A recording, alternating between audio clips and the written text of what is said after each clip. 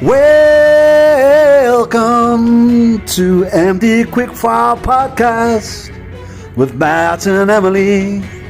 We have a special guest with us today, Andrew Plimmer from the Rossett Hall. Welcome, Andrew. How are you? Thank you for having me. I'm fine, thank you. So this morning we've got a lot of people in the building. Can you explain what's going on today? Well, today we're fortunate enough to be the hosting venue for the Chester Business Network monthly luncheon. So there's about 60 odd people here, all corporate, business to business, attending with a view to meeting others, networking, engaging, recommendations, etc., having a nice lunch and going home and talking about each other even more. And how many of these events do you put on in a month basis? We do about 3 of these on a monthly basis. We hold various B2B events over really every month or so, but we find it's a good way of getting people through the doors, showcasing the hotels. You never know what people's needs are, but obviously within hospitality it's a competitive business, so we need to keep our name out there and keep people coming around going, well, that's nice, I could use it for a wedding, I could use it for a conference, I've got friends staying, my company might need it for overnight accommodation. Everything really, because we're a 24 a day, 365 day a year business. And how many hotels do you have? Everbright has 8 hotels, 6 of which are currently open and trading, 2 under refurbishment. Those 2 are in Llandudno, which is a very traditional holiday town. Yeah. We have 2 units already open in Llandudno, have been open now for the last 2 years, so that's the Llandudno Bay Hotel and the Belmont Hotel. Then you come over to Rossett Hall, which as we know is about 15 minutes out of Chester and Wrexham. We have another hotel called the Wild Pheasant Hotel and Spa in Llangollen. And then moving further up into the Lake District, we have a hotel in Penrith called the George Hotel, and then we have a hotel in the south of the Lake District called Stonecross Manor. Where the hell do you find all your time to manage all of that? Spend a lot of time in my car. Yeah. So for anybody then that's looking to get into the industry, and a young guy or female coming into it, what advice would you give them for the pros and the cons? So we'll start with the cons first. I would say that... What's the hardest part about it? Hospitality isn't a trade for everybody, but it can be a very enjoyable business, and like a lot of trades, you either like it or you don't. Those people that like it tend to stay. The cons really are the hours, and generally speaking, the pay. Because there's a lot of 0 hours contract work and things like that. However, if you can overcome that, and if you do your job well, and it is for you, then you can have a very good career. Because don't forget, it's a business that you can work in all over the world.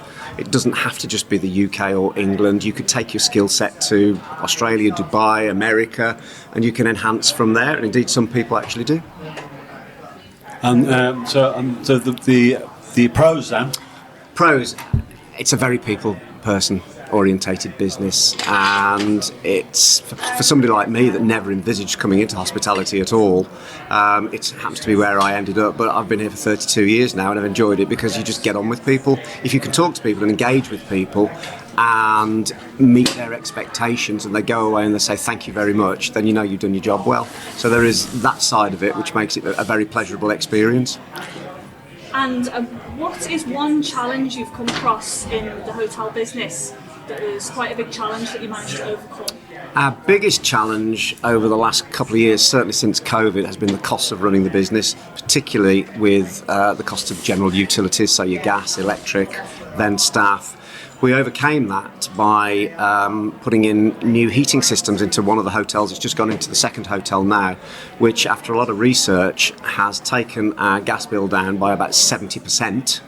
And very importantly, from a sustainability point of view, it's reduced our carbon footprint massively, which is actually our biggest selling point now. And we've won 2 awards off the back of that this year alone at the Llandudno Bay, the Chester Chamber of Commerce Sustainability Award and the North Wales Tourism Sustainable Hotel of the Year Award for 2023. Fantastic. So, round of applause. Pleased and happy with that. Thank you. Yeah, and by the way, Rossett Hall won Large Hotel of the Year at the Chamber Awards as well. Mic drop. There you go. So, when you came into the industry, did you need any good financial backing? Did you need to put large amounts of money into it, or did you just fall into it?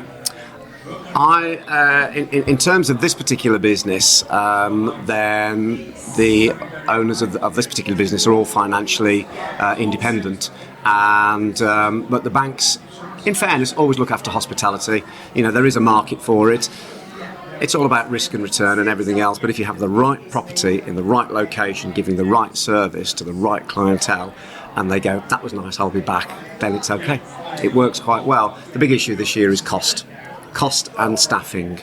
When we first came out of the pandemic, you might have heard everybody was looking for chefs.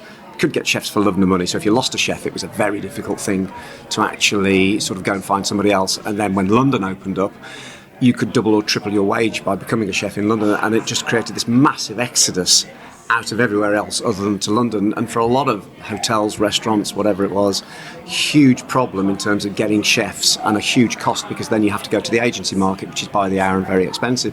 That's all changed now. Generally the business has settled down, but hospitality has always had a reasonable amount of movement in it. I think it always will do.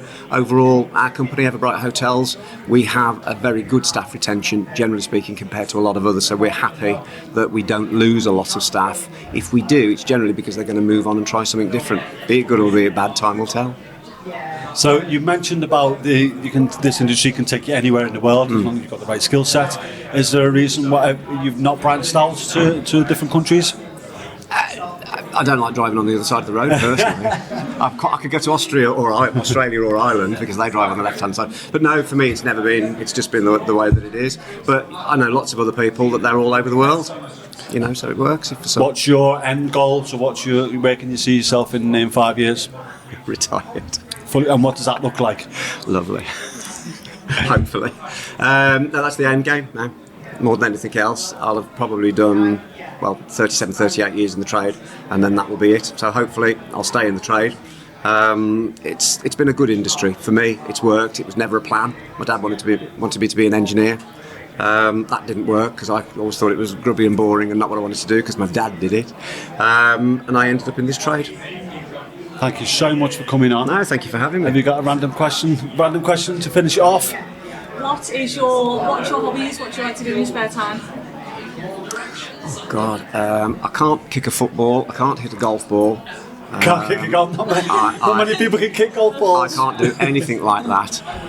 My only thing is I'm very good at shooting. I've always been able to pick up a gun and shoot. And I became a firearms coach and everything else. And I used to shoot for the national squad a long time ago. Oh, there we go. That's the only thing, but I'm useless with everything else. So have you still got guns now? You have to have a gun licence? No, don't do it.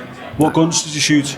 I did target shooting with .22, and then Be careful because get recorded. So be careful. But obviously, there's live ammunition and there's air rifles as well. So I just play around with air rifles now. Well, thank you so much for coming on, Andrew. Really appreciate your time. Thank you for having me. Thank you. Okay. You've been listening to MD Quickfire Podcast. To sponsor our show or appear as a guest, visit us at mdfitout.co.uk.